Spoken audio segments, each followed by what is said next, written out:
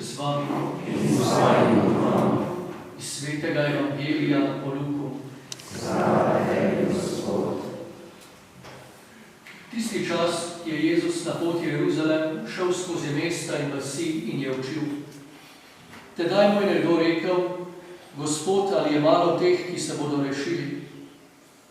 On pa jim je dejal: Prizadevajte si, da vstopite skozi ozka vrata, kajti povem vam, veliko jih bo želelo vstopiti, pa ne bodo mogli.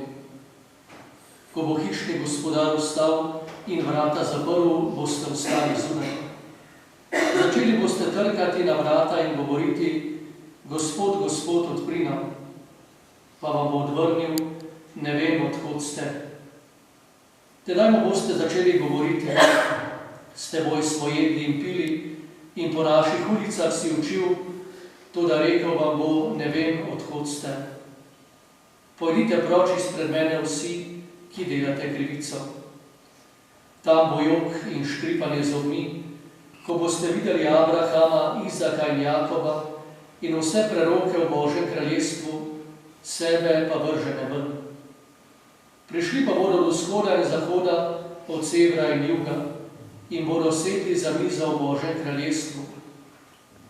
In glej, so zadnji, ki bodo prvi, in so prvi, ki bodo zadnji. To je Kristusov evangelij.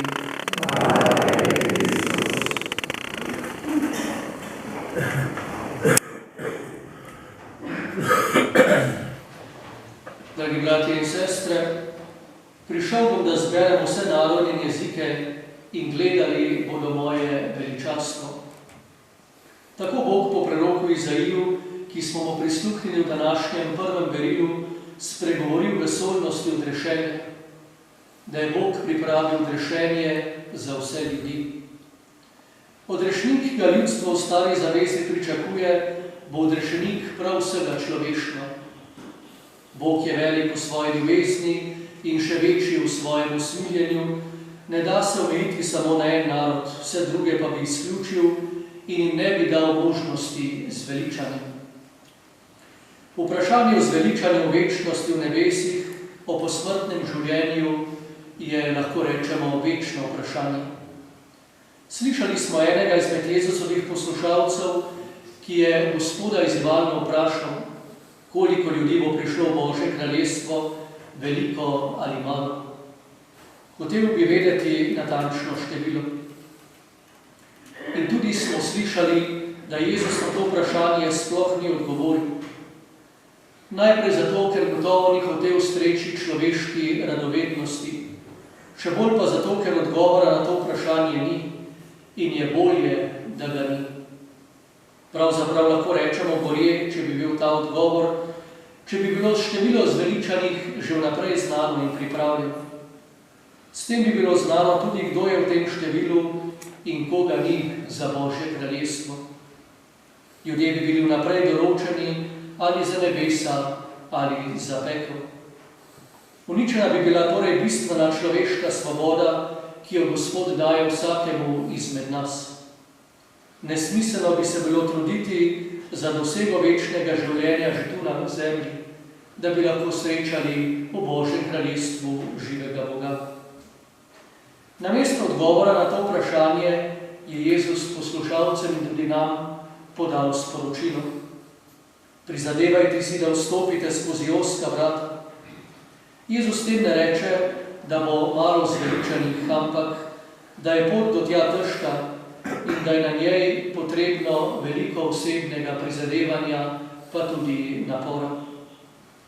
Človekovo zveličanje je tudi v njegovih rokah, odvisno od njegovega truda, njegove dobre volje, predvsem pa od njegove osebne odločitve.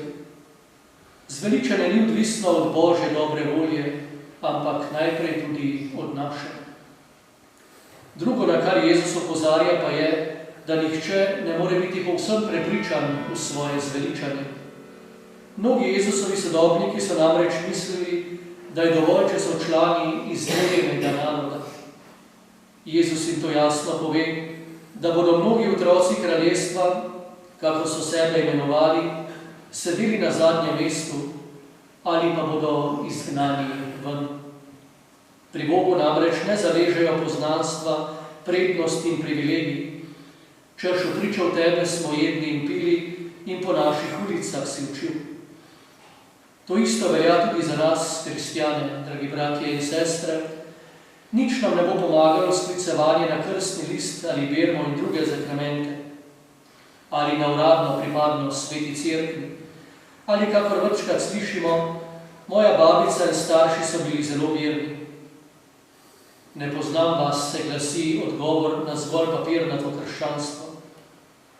Ustanovitelj gibanja Živi in deli Kristusa, Frank Padilla, govori o tako imenovanih modernih hristijanih, ki postajajo krščeni pogani. Po svetih zakramentih v nas res prihaja Božja milost, vendar samo zato, da oživlja naša prizadevanja in da daje rast naši krstni milosti in našemu krščanskemu življenju. Kristus nas bo ob našem srečanju v večnosti prepoznal po sadovih, ki jih prinašamo v tem življenju. Pomembno je torej, kaj v življenju naredimo iz tega, kar nam je Gospod podaril, in podarjeno nam je bilo veliko. Zakramenti, Božja beseda, ki jo beremo in poslušamo in tudi udejanjamo v našem življenju, sami ali v občestvu. Kaj smo torej iz Božjih darov naredili zase in za svojega bližnjega? Bog ima v načrtu vse ljudi združiti v svoje kraljestvo, zato v današnjem evangeliju spregovori: prišli bodo od vzhoda in zahoda, severa in juga in bodo vsekli v Božjem kraljestvu. Vendar se to ne bo zgodilo kar samo od sebe. Ostaja torej odprto vprašanje, kdo bo vse te ljudi pripeljal v Gospodovo hišo.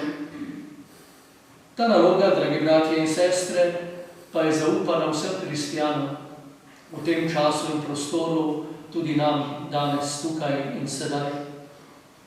Tudi kristijani danes odhajajo in se tudi izgubljajo svoje daljenosti od Boga. Vsak gotovo kar nekaj takšnih ljudi pozna. In vse to, kar se dogaja drugim, tem, ki jih vidimo odhajati, se lahko v trenutku zgodi tudi našim bližnjim in celo nam samim. Kako se torej tega obvarovati? Kako priklicati Božji blagoslov v naše življenje in ostajati zvest v poslanstvu kristjana? Gotovo je najprej odgovor, da živeti v Kristusu in ga deliti z drugimi. Odganjati svoje zavesti miselnost tega sveta in ne podlegati v načinu ravnanja. Ali kakor pravi Jezus danes, da so nam nebesa ozka vrata, da moramo sami imeti ozka vrata pri presojanju tega, kar je prav in narobe, in tako slediti Gospodu. To pomeni, da ne pustimo skoznje čisto vsega, kar sili skozi iz zunanjega sveta. Skozi ozka vrata, bratje in sestre, ne more vsak ramen na vlaka, saj vemo, da za nas vse ni dobro in tudi potrebno. Ne? Vrata našega srca mora imeti kukalo in imeti moramo dobro okno in bister pogled, da vidimo, kaj spustimo naprej. Tako pridemo tudi do odgovora na vprašanje, ki ga je postavil on iz množice, koliko bo zveličanih. Odgovor bi bil lahko toliko, kolikor bo takšnih, ki si bodo zato tudi osebno, resnično prizadevali. Dragi bratje in sestre, naj bodo tudi besede današnjega evangelija popotnica za vse vas danes, ko se tudi poslavljam od tega občestva. Hvaležen sem vsak pristna srečanja z vami, vsakim izmed vas, pa tudi v vseh skupinah, s katerimi smo delovali in rasti skupaj za Božje kraljestvo. Naj vse to Gospod tudi naprej blagoslavlja. Gospodov evangelij nas torej vabi vse kristjane, da vedno in povsod bojujemo dober boj vere, v resničnosti, pravičnosti in pravi Kristusovi ljubezni. Premočrtno, brez obotavljanja, v vsakem trenutku našega življenja. Iskreno vas vabim k temu, dragi verniki, saj namesto vas, mene, tebe, kogarkoli, ki je v tem občestvu, dragi bratje in sestre, nihče tega ne more storiti. In to je živi evangelij življenja, po katerem nas prepoznavajo za Kristusove sodelavce. Kristjani v cerkvi nismo zaradi dobrega počutja ali celo zaradi istih interesov. To bi bilo zelo zgrešeno in daleč premalo, saj nismo interesno združenje, ki si postavlja merila po svoji volji in hotenju, ki ustrezajo tistim, ki ga tvorijo. Jezusov evangelij vsakega izmed nas pošilja na pot življenja, da bi v luči evangelija živel in pričeval. In ne v luči svojega evangelija, ampak evangelija Jezusa Kristusa. To pa pomeni v našem življenju uresničevati tisto, kar je prav, in ne kar paše v trenutku našega življenja, saj smo mi vsi v tem trenutku zgodovine in tega kraja odgovorni najprej osebno za rast Božjega kraljestva. To pa pomeni vedno znova celostno rast in prizadevanje za celostno krščansko življenje, ne samo takrat, ko nas vidijo kristjane, ampak tudi takrat, ko nas nihče ne vidi, kajti Bog Oče vidi naše življenje in nam bo tudi na skrivnem povrnil. In k temu na poseben način danes spodbujamo vse vas, dragi farani, na poseben način pa starše in družine te župnije. Ne bojmo se biti zahtevni in izbirčni. Izberimo ozko pot življenja in odložimo vse tisto, kar ne sodi v naše krščansko življenje. Kajti za slabe stvari se ni potrebno mučiti, za dobre pa je potrebno vlagati na dolgi rok in sproti in biti v svojem življenju resnično premočrten. Rezervacija sedežev, zveze in poznanstva, sklicevanje na zasluge, vstop mimo vrste in podobno pri Jezusu ne šteje. Tako smo prebrali danes v evangeliju. Taka navlakana ni človeka preširokega za ozka vrata. Poleg budnosti in pripravljenosti nas delajo prepoznavne tudi naša resnično pravična dejanja. Ne moremo se torej tolažiti in reci, saj smo prijatelji, dobro se razumemo in se bomo že izpogajali. Jezus ne bo kompliciral za vstop Božjega kraljestva. To bi bila zloraba njegovega usmiljenja. Jezus namreč stvari pred napačnim načinom, pred trudom za napačne stvari in predvsem pred človeško preračunljivostjo. Tako se trudimo tudi mi verniki in kakor duhovniki, da bi seme Božje besede neprenehoma padalo v pripravljeno zemljo, da bi lahko začelo kaliti in rasti ter dajalo vedno resnično dobre sadove. Neki pesnik je zapisal: za velikimi vrati so še ena vrata, za še enimi vrati so še ena vrata, ki so manjša. Za manjšimi vrati so še ena vrata, ki so še manjša. Za še manjšimi vrati so najmanjša vrata, najmanjša. In za temi najmanjšimi vrati so še ena vrata, to so vratca. In za vratci je vrt. In v vrtu je manjši vrt. V manjšem vrtu je še manjši vrt. V še manjšem vrtu je najmanjši vrt. In v najmanjšem vrtu je vrtiček. In v tem vrtičku je ena roža, ena sama dišeča, in ta roža je zate. Ta je najlepša in tudi največja.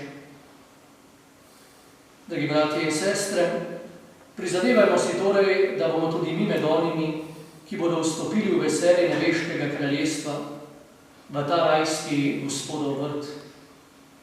Hvala vsem za vaše molitve in vedno ostanimo duhovno povezani. Naj zaključim z mislijo blaženega Antona Martina Slomška, ki se lepo vsebinsko povezuje z današnjim evangelijem. In naj bo to za vse nas tudi življenjski program. Nekje je zapisal: nebesa morajo biti moja, pa naj stane, kar hoče v mojem življenju. To naj se uresniči tudi za vsakega izmed nas. Tako bodi. Amen.